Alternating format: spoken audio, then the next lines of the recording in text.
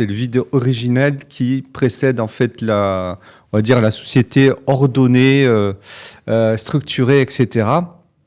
Et justement, paradoxalement, le leadership en fait adore le chaos, adore la crise. Pourquoi? Parce que c'est là on va pouvoir créer des choses, on va pouvoir en fait amener l'équipe à renouveler en fait justement grâce à sa créativité, renouveler les choses en mieux.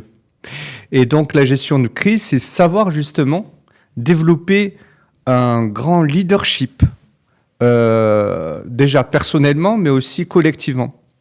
Et donc une gestion de crise, c'est savoir dépasser, être résilient et dépasser les obstacles tout en développant sa créativité. Si je dois résumer en fait la gestion de crise. Merci, effectivement. Donc, gestion de crise, ça fait tout de suite peur. C'est une crise qui peut être économique, qui peut être sociale, environnementale ou juste organisationnelle.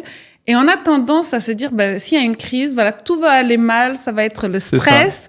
Mais non, en fait, justement, c'est en gestion de crise que votre leadership sera révélé, où vous allez avoir l'opportunité de créer des chemins, des voies, des nouvelles façons de réinventer votre leadership et peut-être aussi des opportunités pour votre business, pour votre société, pour votre équipe. Donc, pour moi, c'est vraiment apprendre au sens opportunité. Bien sûr, on va essuyer des pots cassés, il va y avoir des échecs, mais comme on le dit souvent, l'échec, c'est aussi une façon de se réinventer et on peut pas réussir sans passer par des échecs, des obstacles. Et la crise, c'est vraiment ceci. Et donc, pour moi, c'est vraiment ce qui va montrer la force de ton leadership quand tu vas gérer cette crise.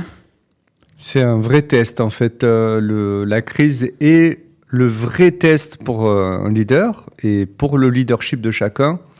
Il permet de mesurer aussi la capacité à chacun à résister, mais au-delà de ça, surtout à être patient et à faire les choses qui doivent être faites et surtout ne se concentrer que sur ça et pas sur la peur que peut engendrer justement les situations de crise.